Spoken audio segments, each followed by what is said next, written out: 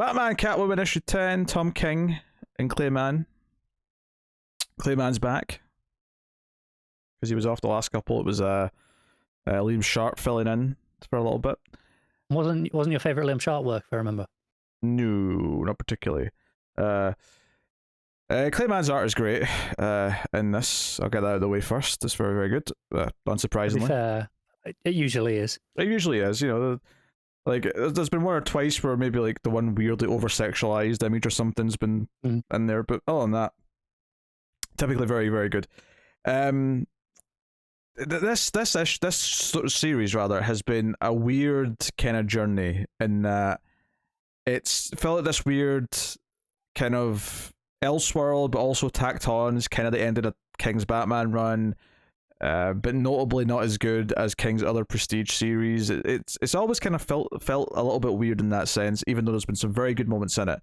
And it's sad that, you know, some of the stuff that was the most exciting early on, which was the introduction of Phantasm and the art associated with the Phantasm stuff, because ultimately the Phantasm involvement feels kind of minimal at this point and feels done and gone and like barely like a factor anymore. And this issue in particular is essentially a fight scene between Joker and Catwoman playing out in two timelines, and then in the future timeline, Selina and her daughter are having a fight of sorts, and they all kind of play out sort of side by side, kind of intersecting. And you know, there's moments where Joker's like lying on the ground, and like the top panel's him and the middle stuff, and then the right underneath the rest of his body is like his body lying in the snow from like the past and things like that. So there's some layout ideas there. I'll be honest though, like, you know, the gaps between issues and not necessarily it being the easiest stories to remember because it is jumping between these three time periods is like I actually wasn't sure reading this which Joker and Selina story were the sort of the present day set after the Phantasm stuff timeline and which stuff was set in the past timeline. It wasn't entirely clear to me reading this issue on its own which one was which. And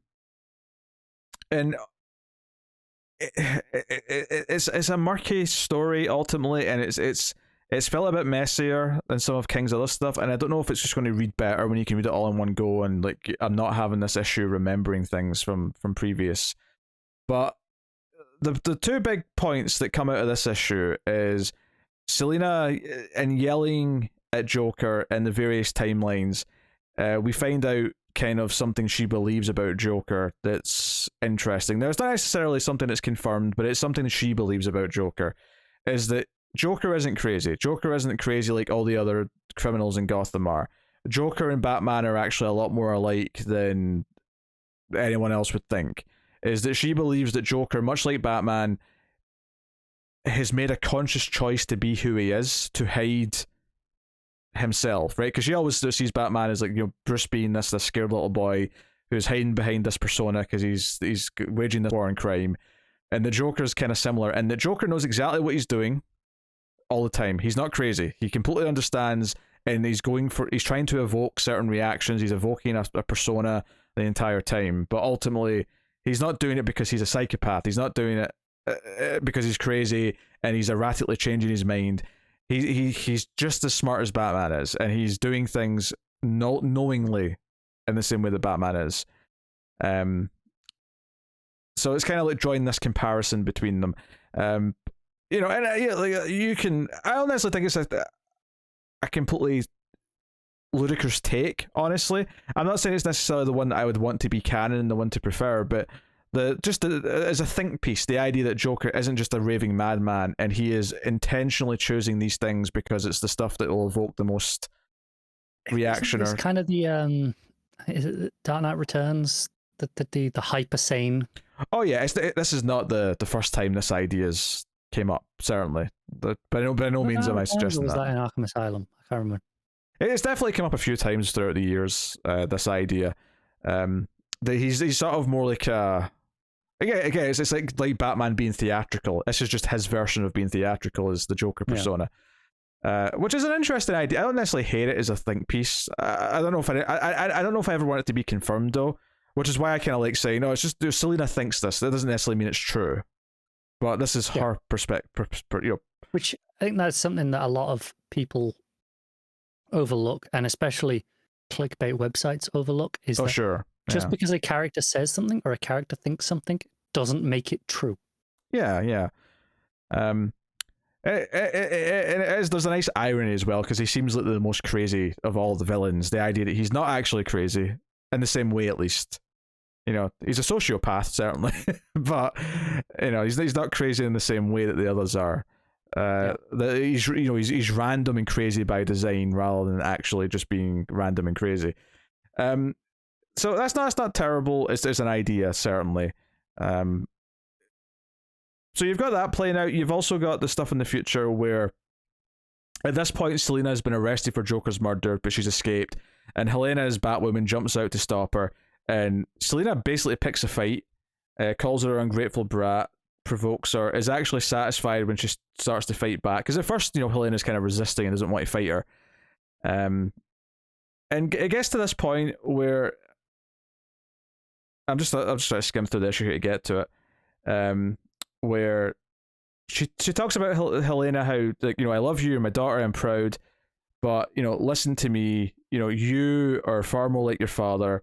Bruce Wayne was a sad man, and I wanted him to be happy, so I said yes, I gave him the answer he wanted when the time came, but he owes me a debt. And says, do you want to know Joker's secret, why I had to cut his throat and watch him go? And I was like, okay, it's building up to her revealing something, and it never actually reveals it, but it adds more to it at the end, which it's a little concerning where it might go. Honestly, so is this Selina saying all this? Yes. I'm not sure I like this take on Selina. That's fair. From an outsider perspective, just not reading the book, just kind of hearing bits. I think the problem with Selina in this book, because I really like the exploration of Selina's relationship with the Joker and how she shifted from being like a villain who'd associated herself with the Joker and the other villains to being more of an anti-hero who associated herself with Batman. I think exploring that was really interesting. The more the series went on, though, the more Selina has felt like a bit of a cold, cynical character who, even her relationship with Bruce, which is supposed to be kind of heartfelt, has felt a little bit cynical. That what you've just said there, that what she said about, I said yes because I felt sorry for him, something along those lines. I don't know the exact thing you just said. But that feels completely at odds with what King did in his actual Batman run. I mean, it feels completely out of character, assuming this is supposed to be the end point of that run. I mean, it's one of these things where, though, is she saying this because she's trying to provoke something in Helena rather than because that's what, is it the truth, though? That's the fair, thing. Yeah. But yeah, so but she says, yeah, he owes me a debt, and I get to ask as he asked, and you have to say yes. And Helena's like, Dad's dead, I owe you shit, I'm not him. And then she says, this is Selina, oh my love, my beautiful daughter, don't you know by now? And then the last page is actually just the end of the Catwoman and Joker fight. And then there's no sort of conclusion to that. So I don't know what she's about to reveal necessarily. Or what she's hinting at here. Honestly, part of me got worried and wait, are they going to try and reveal that Helena is actually Joker's daughter? That Selina Joker had a thing? Because it kind of feels like it's building up to something like that, and I certainly will not. They still could. And I wouldn't enjoy that if that's where they go with it. So I'm not sure exactly where this is going. It's kind of the most funny about this is the art is generally very good, obviously, in this issue, and there's a lot of interesting dialogue going thrown back and forth between Catwoman and Joker as Catwoman kind of analyzes Joker and compares him to Batman, or even analyzes Batman when she's talking to Helena. There is some interesting character stuff he kind of sprinkled in throughout, but as a story, as an issue, it's a little bit frustrating because it is all just one big fight three fights taking place sort of simultaneously between three timelines and intercutting constantly. And at a certain point, and part of this is just because I haven't been into this series the last couple of issues. It's kind of teetered off a little bit as it's gone past the Phantasm stuff. It's kind of veered away from what was kind of interesting about it, and Selina has felt colder. But then you add on to that the fact that I'm struggling to remembering what timeline is which, and I'm struggling to remember where these three timelines all left off last issue. it's feeling a bit messy. It's feeling a little bit like it's hard to kind of like get my head around and sort of keep track of where emotionally each version of Selena is in each part of the timelines. You know, the future one's a bit easier because it's so distinctly different, but the other two are really hard to kind of keep track of right now. So, I had a frustrating time reading this, honestly. Out of interest, just on that question there about the, they're not distinct enough. Is that in the writing's not distinct enough between them, or the art isn't distinct enough between them, or a bit of both? They're distinct in terms of being separate from each other in this issue, but I cannot remember which one was which timeline from the previous issue. So I don't know which one is the middle timeline and which one's the past timeline. And one Joker, because Joker's wearing a Santa outfit in one of them, so it's very easy to tell which Jokers, and Selena's wearing different outfits in each one as well. But I don't remember from the last issue if it's the middle timeline that Joker's wearing a Santa outfit, or if it's the past timeline where Joker's wearing the Santa outfit. And because they're both having fights in snowy locations and fairly similar like circumstances, I couldn't remember. So yeah, makes sense.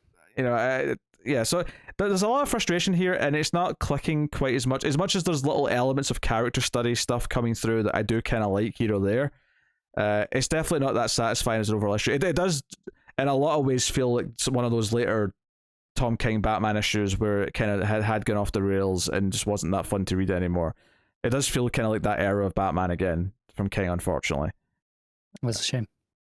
So like for me, like the art is really good, but I really can't give it more than like a 5. Like maybe a 5.5, something in that range.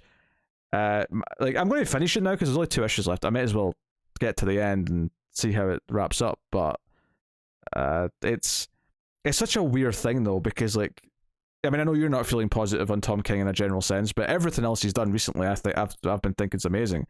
And part of me just feels like he should just stay away from like traditional superheroes at this point. I'm still very much pro Tom King. It's just very clearly there is the odd little misfire from him, but Heroes in Crisis being the other one, obviously. But all